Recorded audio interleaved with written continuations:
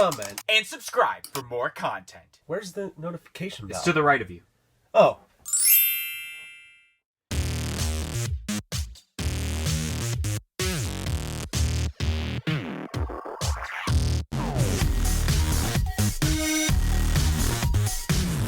Ooh, what's up, guys? Welcome to this edition of a Funko Popcast. I am DK Wrestler. And I am MD Shady. And in today's podcast, we got a jam-packed podcast because we got the remaining Funko Pops of February 2022, which include the final remaining announcements we've been waiting for TargetCon 2022. And not only that, we will kick off actually with MD Shady's thoughts, his overall thoughts on Funko Fair, since he wasn't on the podcast last week, which I guess I should also mention. Thank you once again to Robbie D for filling in last week for MD Shady when discussing about the remaining pops for Funko Fair 2022 reveals.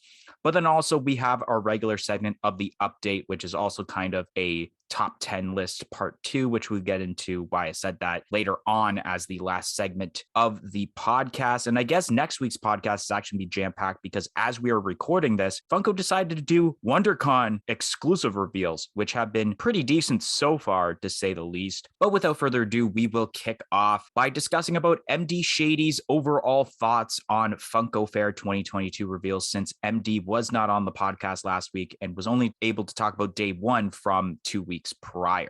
All right, so Funko Fair is over now, and it wasn't bad. There was definitely some pretty cool stuff. A lot of it is definitely stuff that I will not be buying. And I do want to mention that a couple of the reveals were kind of interesting. Like, for example, the Duel of Fates Star Wars set where we got Obi-Wan. It's just interesting to see a reveal like that, considering we already knew we were going to be getting that at some point. So it feels like this could have been filled in with a different slot for Funko Fair rather than an item that we know 100% we're getting. And I believe there was also something else similar to that. Yes, it is the Vulture from the Beyond Amazing Spider-Man set. I'm really enjoying all the different covers that they did at Funko Fair, that's for sure. And overall, it was decent. I feel like there was a selection of things for just about everybody, but there was nothing that really made me like scream, I guess, and be super excited for. There was no like brand new reveals, I guess. So I don't know. It was a little lackluster, but at the same time, there was a really decent amount of stuff in Funko Fair. I have noticed that there have been people that have been saying the same thing on how it's lackluster and there wasn't a lot of good reveals per se, especially when we actually did not get Spider-Man No Way Home reveals, which was a little bit surprising because we thought we were going to get that. But I always find whenever a whole event is lackluster, I find that as a good thing. And that's because my wallet won't be crying on the amount of stuff that I would want to purchase. Like example, I've been mentioning either on the pod or videos that I'm trying to get a 100% complete set of The Office, which also another set of pops that was not a thing at Funko Fair this year. But this gives me the opportunity to now keep saving money, but then also spending it on sets like The Office that I can help complete, since I am only out of the, I think 72 pops there are in the set so far, 12 or 13 pops before completing the set. So I'd really love to actually have the time to actually complete the set without Funko announcing a huge wave, which then adds just a bunch more pops for me to get after. I would love to, for once, have, maybe it'll be actually a video on our channel where I buy the last Office pops and then show off the entire set after. That would be a pretty decent video. But I guess we can start off with the first set of Funko Pop announcements for this podcast as terms of the remaining February announcements, which kicks off on February 19th, which we got ourselves a glow-in-the-dark Mirio Togata from My Hero Academia, which was announced by Pop Culture, but was eventually revealed as a Hot Topic exclusive. And it is available now on both Pop Culture's website and it is available at Hot Topic retailers across North America. On that same day, Box Lunch had announced their own exclusive of a Carl and Ellie with Cart's movie moments from Up, which that is also available now online and in stores at Box Lunch. Then on February 21st, Pop Culture announced an exclusive pop of a Diamond Collection Belle for the Disney Ultimate Princess set, which this was later revealed to be a Hot Topic exclusive, and it has since been released at Hot Topic retailers. Then on February 22nd, Funko had confirmed on a posting and on their website of the Whitney Houston Pops, which we got ourselves a common version a Diamond Collection version, which will be a Target exclusive, and then a Whitney Houston with a white attire, which will be a Funko Shop exclusive. And these are expected to release as early as April 2022. On that same day, Funko had also confirmed on Funko.com of a new Jean-Michel Basquiat pop for the artist lineup, which that is available on Funko.com. Then on February 23rd, Funko had confirmed on the Funko app of the pop of Giome Himejima from Demon Slayer, which was obviously a Hot Topic exclusive, which has its own 1 in 6 chase, in which that is available now at various Hot Topic retailers since it did release before Funko confirmed it. And then on that same day, Pop Culture had announced an exclusive pop of Omega Red from the X-Men lineup, which that is available now with, I believe, restricted shipping to both Canada and the US. So I guess I'll kick off with the glow in the dark Miro Togata, which I think this is pretty decent, especially of what glows in the dark. You got part of the hair that glows and even the 1 million or 100, I can't exactly, it's a number on his attire there. It's been a while since I watched My Hero Academia. I still got to catch up on season 5, I believe, or it's season 6. I can't remember, but I know I'm a season behind now, and I think it's pretty decent. Then you have the Carl and Ellie movie moments, which I am not surprised they made another Carl and Ellie movie moments, considering we've already had the one moments from New York Comic Con. We had the one that was a pop in a box 2-pack. And then it was a Carl and Ellie younger version for SDCC a few years ago. And you have this one. I feel like this one is a little bit better than the pop in a box exclusive. I know we were talking about how a little bit lackluster the pop in a box exclusive version was, but I think this one is pretty decent. You got the balloons, and then you got Ellie in kind of like that zoo attire. I can't really remember the scene all that much, considering I've barely watched Up. I've seen it a handful of times, but not as much as obviously a Toy Story, but this is still decent. Obviously, people will buy this because people love Up Pops. Then we have the Diamond Collection Belle for the Disney Ultimate Princess lineup, and this is a little meh. I think they gave way too much glitter onto this pop. It's very oversaturated. Like, it would have been cool just for the attire and possibly the books to be glitter. We didn't need the stand. We didn't need the hair to be glitter. Then we have the Whitney Houston Pops, which I know people were talking about a few weeks ago and was released by certain retailers, but we were just waiting for Funko to actually officially confirm it before we talk about it. And there are some other Pops that Funko hasn't actually officially confirmed themselves yet that we still have yet to talk about, but are waiting for Funko to announce it. But this Whitney Houston is pretty decent. And this is an example of how Diamond Collection should be compared to the Belle Pop, where it's only a attire and the bow on Whitney Houston's head that is glitter, and that is perfectly fine. And then you got the white attire version, which I think is pretty decent. Then we got the Jean-Michel Basquiat, which I think is pretty decent. I like the detail of how there's paint splatter all over the pants and the jacket. Obviously makes sense. He's an artist, so he's not going to be completely clean, I guess. Then we got Giome Himejima, which I think is the actual pronunciation, especially because I had to do a quick YouTube search. Anyone asking, I have seen Demon Slayer, but I've only seen it once through, and it's been a while since I've seen Demon Slayer. And I totally forgot who this character was until I watched the scene again. I was like, okay, he's part of that group of people, along with that one character that I can't remember the name of, but people have been wanting as a Comic-Con exclusive for a little bit now, which I think the character that I think people know who I'm talking about would actually look really cool in Funko Pop form. I feel like a casual person that doesn't know Demon Slayer might think that the chase is lazy, but I do think at the same time it's not lazy because the character does cry during one of the scenes. But I do think it's one of those things where I felt like you could have just made the chase and that's it, and just make it a normal exclusive and not even have the fact that, oh, here's a common and then you have a chase which has one slight change to it. I felt like they just could have pulled it off, just him crying, and that's it. And then we have Omega Red from X-Men, which this is a pretty interesting looking character. Don't really know much about, I guess, the classic X-Men. My only knowledge, I guess, would be the movies that they made in the early 2000s. But this looks really cool. I like the overall design. And I like when Funko makes these kind of, I guess, in my opinion, obscure Marvel characters that I don't really know about, because there's a lot of detail when it comes to characters like Omega Red. Okay, starting off with the glow-in-the-dark Mirio Togata. This is pretty sweet. I like this pop, and I think that what is glow-in-the-dark is good. It makes sense for the hair to be glow-in-the-dark because it's yellow, and that kind of adds to this pop. And then obviously the yellow on the attire being glow-in-the-dark, I think would look pretty sweet. So hopefully this pop looks good in person, and I mean, it's great to see more pops being added to the My Hero Academia set. Then we have the Carl and Ellie with balloon cart moments, and this is pretty cool. I do think this is one of the better ones. It's definitely better than the pop in a box one that we were talking about. I like the balloon cart. I think that is kind of the standout part of this. And obviously, Ellie in that outfit is cool because we haven't seen a pop like that before. But the Carl is decent as well. Obviously, this is one single piece, so I shouldn't be picking apart everything with it. But I do know that this is going to sell very, very well because people do love these up moments pops and just up pops in general. Then we have the Diamond Collection Bell, and this thing is ridiculous. And by ridiculously, I mean ridiculously bad. There's way too much glitter going on with this, like way, way, way too much. Even the base being glitter is just crazy in my opinion. And that stack of books beside her looks like if someone makes a cake and they're not good at making cakes. That's what that looks like to me. I don't know if it's just the paint or something to do with there being so much glitter on it that doesn't need to be there. And then the hair being Diamond Collection as well. Like, I don't think that is really needed either. This pop is a hot mess.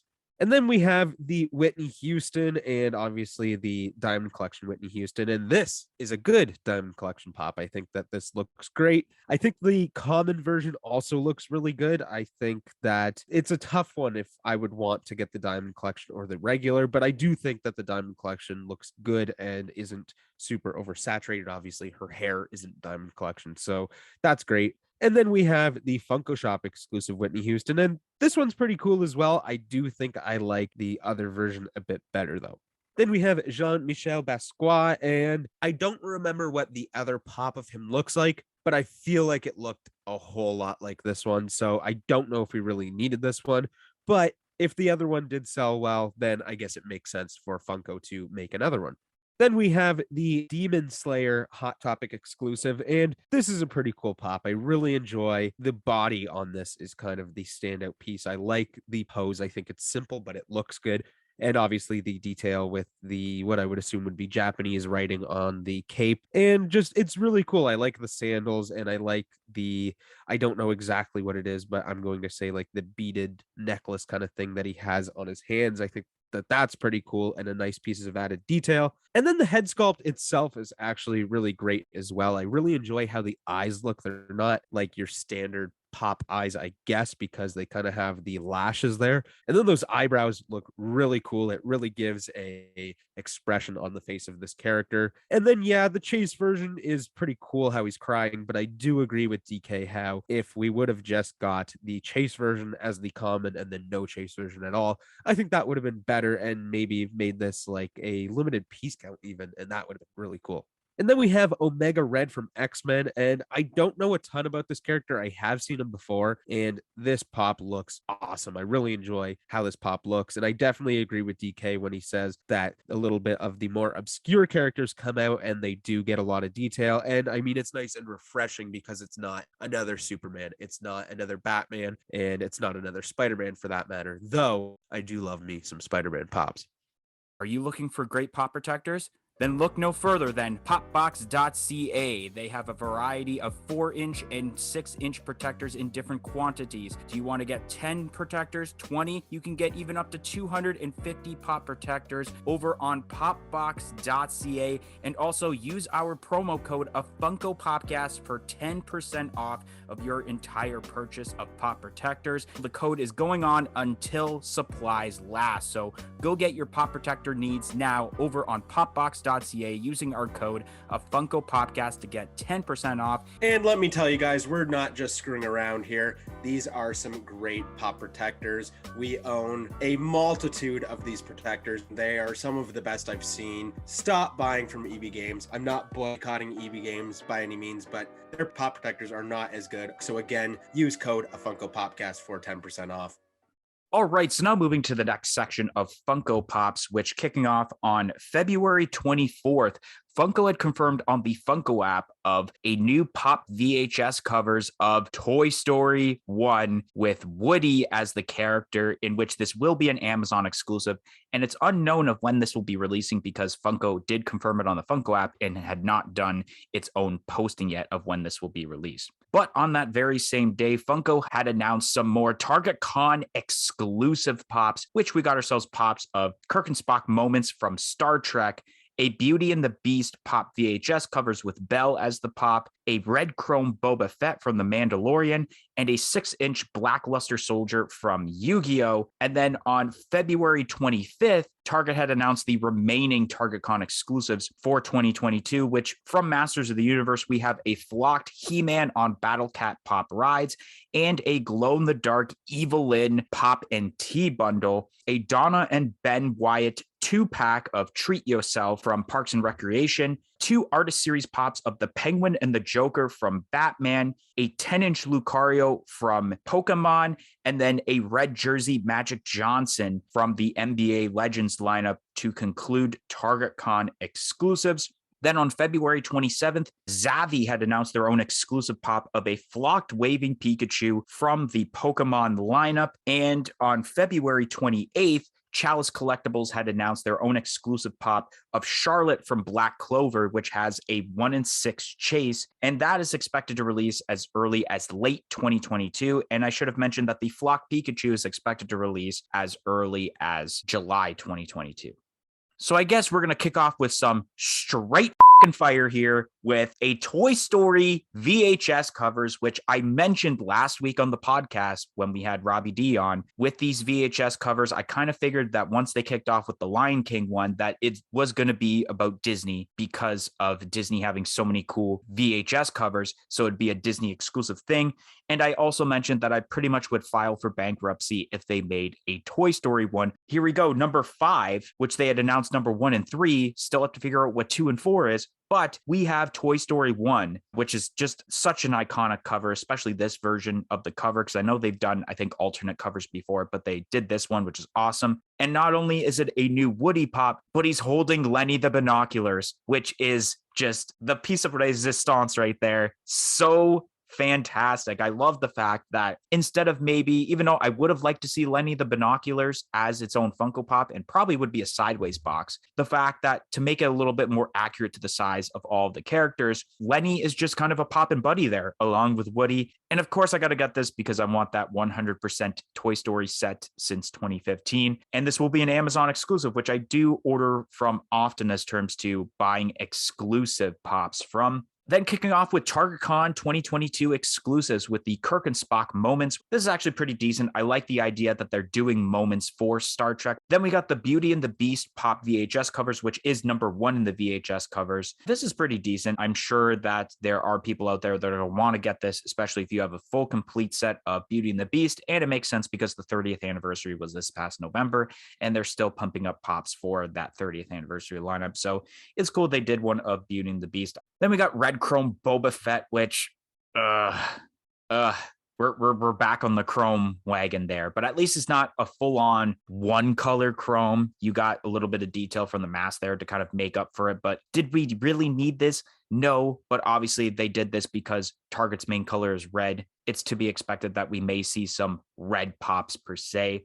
Then we got Blackluster Soldier from Yu-Gi-Oh!, which this is banger. Obviously, I'm trying to collect the full entire lineup of Yu-Gi-Oh!, and so is MD Shady. And I know there are some gripes with this, which I think MD will discuss about, especially the fact that this is a 6-inch pop and not a regular 4-inch pop. I would have rather seen a Summon Skull, per se, before a Blackluster Soldier, in my opinion, but it's still cool that we are getting some sweet dual monsters that we know of from the original ones instead of, even though they did the Stardust Dragon, which I'm pretty sure was from the later Yu-Gi-Oh! Series and not from the original one. Then we got the flocked He-Man on Battle Cat pop rides, which this is pretty decent. It makes sense because they made the Skeletor on Panther pop rides. That was a Funko Shop exclusive, but this one's a Target exclusive.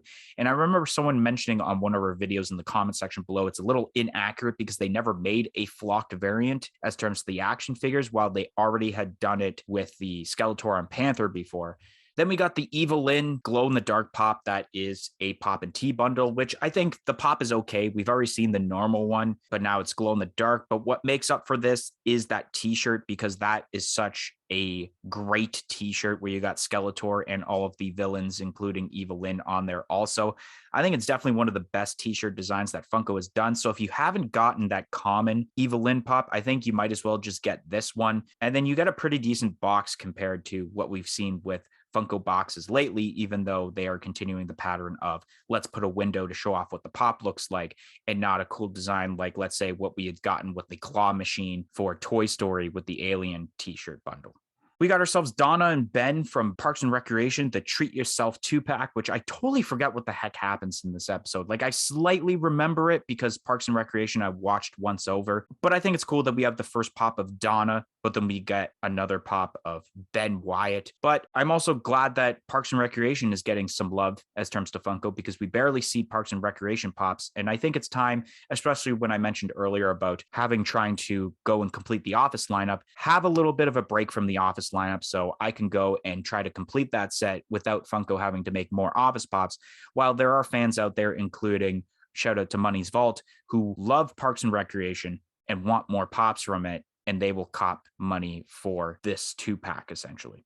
The Artist Series Penguin and Joker pops, which these are just oh, I have nothing good to say about these at all. We went from talking about last week on how we have those Artist Series Darth Vader pops, which for the first time in a long time, those could be considered Artist Series pops. And then we go to this and it's like, oh no, this is a huge fire dumpster of trash right here. These are just awful. Like, the Joker's all right. I like the purple, and then you have like the teeth on there also. I think that's pretty decent, but just having those dark colors on Penguin, if they would have made the blue a little bit brighter on the Penguin, I think I would have liked it a little bit more, but I just don't like the design of either one of these. Then we got the 10-inch Lucario from Pokemon, which this is okay. I mean, it's just a 10-inch variant of an already existing pop that got announced literally at the beginning of February. But at least on the bright side, it's better than essentially having a silver metallic version of a character like we got for TargetCon last year, where it was the silver metallic 10-inch Pikachu pop. So already another Pikachu pop. Nobody likes silver metallic except some. And it's a 10-inch pop, which will take up a lot of space. So at least it's a character that people do like, even though it is a 10-inch pop, but at least there's a little bit less gripes than seeing a silver metallic character. And then the last of the TargetCon exclusives, we have the red jersey Magic Johnson, which this is okay. I mean, we've already gotten a couple of Magic Johnson pops, except this one has a red jersey for the NBA All-Stars, which I guess makes sense once again because Target's main color is red. So you know there's going to be some red pops at TargetCon.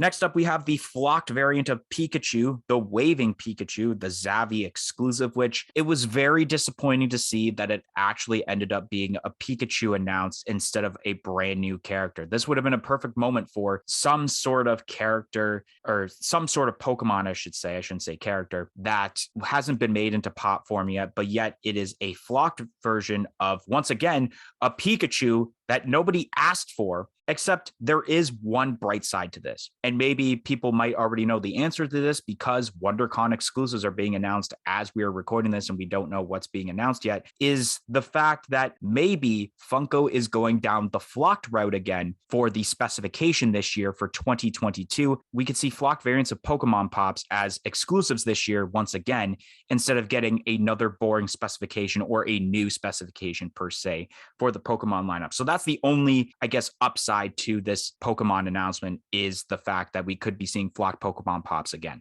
And then we have the Black Clover pop of Charlotte with the 1-in-6 chase. I don't know the significance of this because I have not seen Black Clover, at least yet, but I know there are some people that are really excited about this. They were excited that Black Clover pops are finally happening. Kudos to Funko for making a pretty detailed pop. Okay, we definitely do have some fire here. Starting off with number 5 in the VHS covers, and that is Toy Story, the Amazon exclusive. And yeah, we were really hoping for this, and now we have it. And oh, it is awesome. I love this cover so much. It's so iconic. And when I was a kid, my whole bedroom was decked out with Toy Story, and I definitely had this kind of cover basically painted on my wall, thanks to my dad. So it's really cool to see it in pop form, and the pop that we get with it is awesome. I'm glad that they went with Woody over Buzz. I am more of a Woody fan, but I also do think that Woody is arguably the main character, I guess, of Toy Story. So it makes sense that it's Woody. And then they give us Lenny too, which is so cool. DK definitely summed it up pretty well that we do want to see a Lenny in its own pop, and it probably would be a sideways box, which is okay. But I'm happy that it's a Pop and Buddy, and it's also in a VHS cover, which is just so cool. I can't wait for this thing to come out. Then we have the Star Trek movie moments of Kirk and Spock. And I don't know the significance of this exactly. I'm sure I could basically infer from what I do know about Star Trek because I'm definitely not a Trekkie by any means. But this is really cool. I mean, it's Captain Kirk and Spock, which is just awesome. Seeing them in pop form together is so cool. And I do think this is going to sell pretty damn well.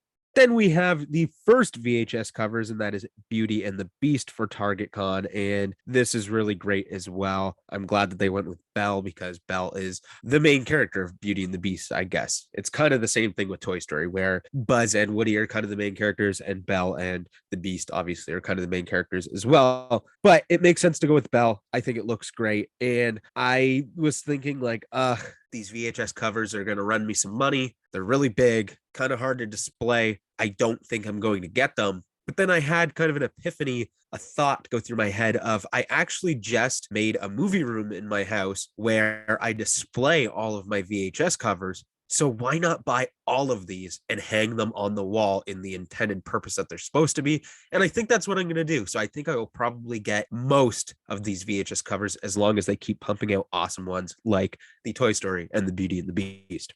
Then we have the red chrome Boba Fett for TargetCon, and I don't hate this. I don't hate it because it's not a full set of Boba Fett's in all the different colors of the rainbow. It's a red chrome. It's for TargetCon. Boba Fett bounty hunters, I guess we'll call them, people that collect Boba Fett exclusively, are definitely going to want this thing. And I don't think it looks terrible, especially like DK said, where the visor is still black. So you definitely get a little bit of detail. And then also all the dings and all that on the helmet, you can really see very well when it's in chrome form like this. So that's definitely a plus. Then we have the Black Luster Soldier from Yu-Gi-Oh! And this is so awesome. So happy to get more Yu-Gi-Oh! Pops. It seems like just recently we had that big new set for the 25th anniversary, and now we're getting more added to it, obviously, with the Black Luster Soldier. And again, DK was pretty well for saying that I would definitely prefer a Summon Skull before Blackluster Soldier, but Blackluster Soldier is awesome. And it is a 6-inch pop, which is weird. And me and DK kind of discussed this when it was announced, and I was kind of upset about it being a 6-inch pop. And he said, well, Blackluster Soldier is pretty big, isn't he? And I was like, yeah, he definitely is pretty big, but so is Red Eyes and Blue Eyes. Why do we have 4-inch pops of them and then have a 6-inch Blackluster Soldier? I wish that they would have just done this in the normal 4-inch box and then it could fit well in with the set. But I did bring up the point that now there is quite a few 6-inch Yu-Gi-Oh pops, or for that matter, like deluxe pops. So they all will look nice on a shelf together that way as well. But I just don't think they should be flopping back and forth between 4-inch and 6-inch pops. Let's just see 4-inch pops. And then when we get things like the Egyptian gods, let's give them the 6-inch boxes. Next up, we have He-Man on the Battle Cat, and the Battle Cat is flocked, and this is really cool. I really enjoy this pop. I think it looks great. I think that if you don't want to have a huge Masters of the Universe collection, you could easily get this pop and maybe your favorite Skeletor, and then that's it. That is your Masters of the Universe collection, and I think that's awesome, and that might be what I do, though I do own the Glow Pit He-Man. I think that's a really cool pop as well. And then we have some Masters. Well, we have one Masters of the Universe Blacklight pop, which is really cool. I'm glad to see that they're getting Blacklight pops. And that shirt that it comes with is so cool. I might get this just because of how awesome that shirt is. Then we have the Parks and Recreation 2-pack of Donna and Ben Treat Yourself. And I don't know a lot about this because I definitely have not seen this episode of Parks and Rec because I've only watched a few episodes. But if I could assume, they're probably going to a spot, and I do think this is a pretty cool 2-pack. Next up, we have Penguin and Joker art series pops, and these are meh. I mean, I'm not going to hate on them because I don't think they're absolutely garbage, but at the same time, let's see more artist series pops like those Darth Vaders that we saw, which I didn't actually get to discuss, which kind of sucks, but those were awesome. I want to see the artist series kind of moving towards that direction rather than umbrellas and penguins on a pop. Then we have the 10-inch Lucario, and this is pretty cool. I could definitely see a lot of people wanting this. The 10-inch Pokemon pops are neat because they're a little bit closer to actual sizes of Pokemon, even though Lucario is like half the size of a person, I believe. So it definitely it doesn't really make sense for this one, but I do think that it would be really cool to have Pokemon 10-inch pops and have them out of the box, kind of just either around your desk or have a shelf of just open 10-inch Pokemon pops. I do think that's really cool. So I can't hate on this Lucario too much. Then we have Magic Johnson in the red jersey, and this is cool. Magic Johnson is awesome, and the red jersey makes a lot of sense for TargetCon. So yeah, this is a decent basketball pop. Then we have the Zavi exclusive flocked waving Pikachu, and this is kind of ridiculous. We were actually talking, me, DK, and Robbie, again, thanks Robbie for filling in for me last week, about Zavi's little hint of they were getting a electrifying Pokemon pop or something like that. And I kind of made the joke of it being Pikachu, though we thought for sure we would be seeing like Zapdos or something awesome like that. And then we got the reveal and it's this waving Pikachu. And I'm so sick of Pikachu pops, honestly. I don't know if there's going to be another Pikachu pop for a long while that I go, wow, that's sweet. I really want to get this. This definitely isn't one of them. And I mean, right now, my Pokemon collection is hard to display. Like, I have commons of pops that have like flocked variants or other specifications like that behind those specified pops because I just have no room for more Pokemon pops unless it's a brand new character. So, this Pikachu will definitely not be bought by me. And then lastly, we have the Black Clover pop, and this is insane. This is a crazy looking pop. There's so much detail going on. The way the eyes are makes the facial expression very well. I like both the common and the chase. I do think that they're both great. Obviously, there's so much going on with it. And I don't believe that these are glow in the dark, but if we did see a glow in the dark version of this pop, I wouldn't be mad because I feel like this is just such a cool pop that it could be glow in the dark and it would make it maybe even a little bit better. All righty. So now we are going to move over to our last segment, which will be the update, which those brand new to the podcast, the update is a segment where we update our top 10 list from the week prior, because as of this podcast now, we are officially over and done with February 2022 Funko Pop reveals. And of course, next week, we're kicking off with the first set of March Pops with WonderCon exclusives, essentially. But for this podcast also, it will be essentially, I would do an update and MD actually does his official top 10 list since he wasn't on the podcast last week for the top 10 list. So technically it's not an update for him. He's actually making his top 10 list. So I will start off. Usually it would be MD Shady and then myself, but because I'm going to do an update and MD does an actual top 10 list, it just makes sense for me to kick off by doing my update followed by MD Shady's top 10 list. So kicking off at number 10 is the Hot Topic exclusive Nelson Muntz from The Simpsons, which previously was number 8 last week.